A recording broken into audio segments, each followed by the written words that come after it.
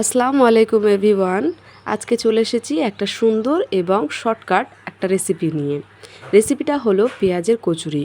আর এই পেঁয়াজের কচুরি বানাতে আমাদের কী লাগছে চলো তোমাদেরকে দেখিয়ে দিই। একটা বাটিতে মৌরি, গোলমরিচ, এলাচ, লবঙ্গ, দারচিনি আর একটা শুকনো লঙ্কা দিয়ে সেটা ভালো করে মিক্সিতে গ্রাইন্ড করে নিলাম। আর একটা বড় বাটিতে 2 কাপ আটা, 1 কাপ সুজি আর স্বাদ মতো লবণ দিয়ে একটু নেড়েচেড়ে নিয়ে ওটাতে দিতে হবে একটু জোয়ান। আর এই জোয়ান আমাদের শরীরের পক্ষে খুবই উপকারী, কারণ এটা আমাদের হজমে সাহায্য করে। এবার একটু বেশি করে রিফাইন্ড অয়েল দিয়ে ভালো করে আটাটাকে ময়াম করে নিতে হবে। তারপর অল্প অল্প করে জল দিয়ে একটা সফট ডো তৈরি করে নিতে হবে। তারপর পেঁয়াজ, আদা, রসুন, লঙ্কা কুচি কুচি করে কেটে নিতে হবে। আশা করছি এই পেঁয়াজের কচুরি দিয়ে তোমাদের সন্ধ্যেটা বেশ ভালোই কেটে যাবে। তোমরা যদি একবার এই রেসিপিটা বাড়িতে বানিয়ে খাও না, তোমরা বারবার এই রেসিপিটা করে খাবে। এবার গ্যাসটা অন করে একটা ফ্রাইং প্যান নিয়ে অল্প একটু রিফাইন্ড অয়েল দিয়ে দিলাম। তেলটা একটু গরম হয়ে এলে ওটাতে দিলাম রসুন কুচি, আদা কুচি, লঙ্কা কুচি আর পেঁয়াজ কুচি। তারপর এটাকে ভালো করে নেড়ে চেড়ে একটু ফ্রাই করে নিতে হবে। আর একটু লবণও দিয়ে দিতে হবে, যাতে পেঁয়াজগুলো একটু নরম হয়ে আসে। তোমরা কে আছো আমাদের মতো, যারা এমন সন্ধেবেলা টুকিটাকি স্ন্যাক্স বানিয়ে খেতে থাকো? কমেন্টে অবশ্যই জানিও কিন্তু।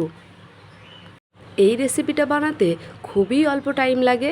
তোমরা একবার বাড়িতে অবশ্যই বানিয়ে খেও, তাহলেই বুঝতে পারবে।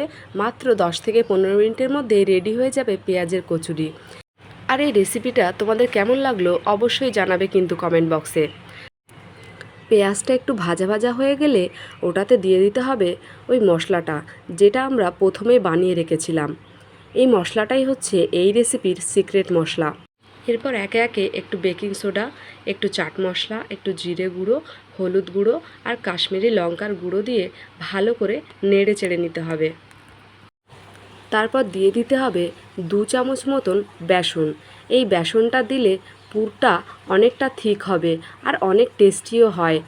এবার ভালো করে কিছুক্ষণ নেড়ে চেড়ে পুরটাকে রেডি করে আলাদা করে রেখে দিলাম।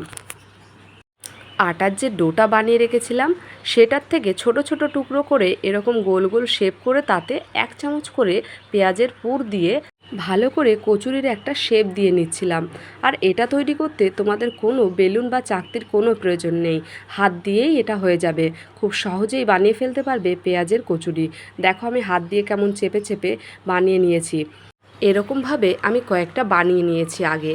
তারপর আবার ফ্রাইং প্যান বসিয়ে একটু বেশি করে রিফাইন্ড অয়েল দিয়ে একটা একটা করে এই পেঁয়াজের কচুরি দিয়ে দিলাম। ভালো করে লাল লাল করে ভেজে তুলে নিলাম আর একটু সস দিয়ে এটাকে সার্ভ করে দিলাম। তোমাদের যদি এই রেসিপিটা ভালো লেগে থাকে অবশ্যই আমার চ্যানেলটাকে সাবস্ক্রাইব করে দিও আর লাইক কমেন্ট শেয়ার করতে ভুলো না যেন। আল্লাহ হাফেজ।